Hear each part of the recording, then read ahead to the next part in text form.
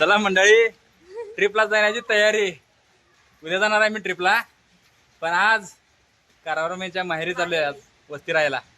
कारण उद्या कामातून वेळ मिळणार नाही, म्हणजे जास्त कामं असणार. सकाळी उठा, परत आंघोळ करा, आणि मग घोळ होते पाणी, बायकांचं आणि पाणी असतंय, पाणी येते त्यातनं, आणि निदानाने वेळ होतोय.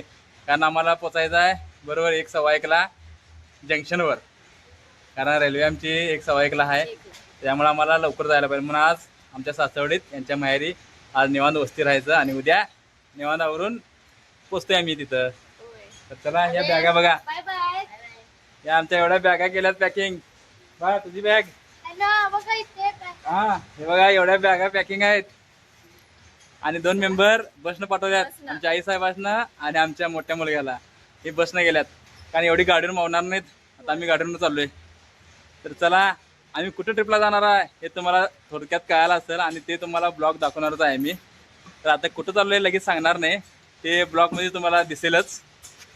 तर चला, एन्जॉय करून येतो आम्ही.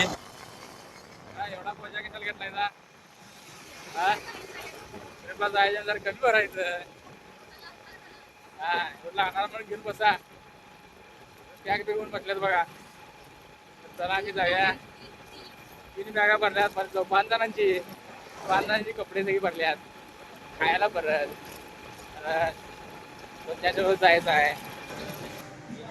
तर फायनली आम्ही आमच्या सासवडीत आलोय. आता उद्या इथून आम्ही ट्रिपला जाणार आहे.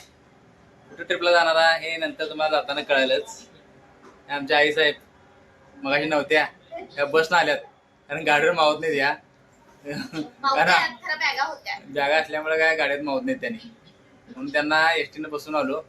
आणि ते आत्ता झाल्यात, त्यांना घेऊन आलोय. आणि आता आम्ही सगळेजण गप्पा मारत बसलोय. तर बघा आजीबाई तरकल्या लगेच आजीबाई. तर इथं सुद्धा खायला केल्यात आम्हाला चिवडा, शंकरपाळी. आम्ही पण करून आणले, पण इथं आणि केल्यात बघा आमच्या सासरा. आमच्या वहिनींच्या घरात आलोय. आमच्या आई त्यांच्या घरात येऊन असं लाडू वळालाय बेसनचं. हा बघा कसं तू वळाल्या बघ लाडू. उद्या ट्रिपला जायचा नियोजन आहे, आणि लाडू बेसनचं चालू आहेत. बेसनचा लाडू, शेंगदाण्याचा लाडू, हे सगळं घ्यायचं आहे. सगळेच आम्ही आता उद्या ट्रिपला जाणार आहोत फिरायला. बरोबर आहे काय? काय नाही, जाऊया चला, जेवायला भूक लागल्या. लाडू वळले की थोड्या केलं की. हा, आणि काय राहिले काय? आता शेंगदाण्याचे लाडू राहिले काय?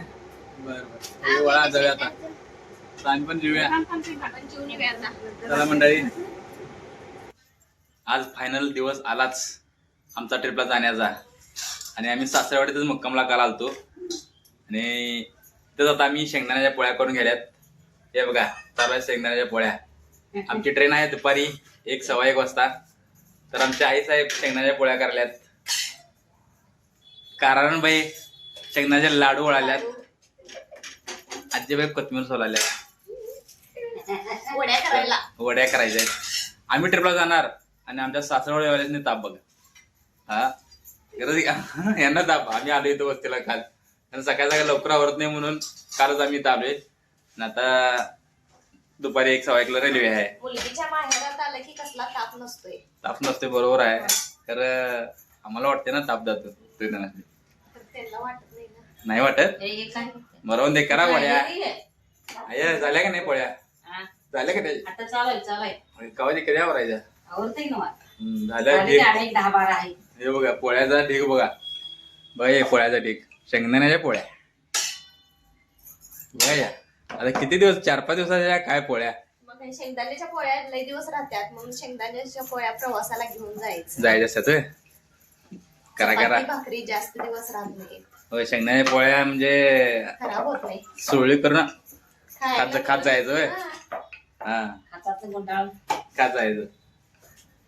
चला मंडळी, आम्ही ट्रिपला जाणारा ब्लॉग तुम्हाला दाखवणारच आहे, पण आजच्या पुरतं एवढंच.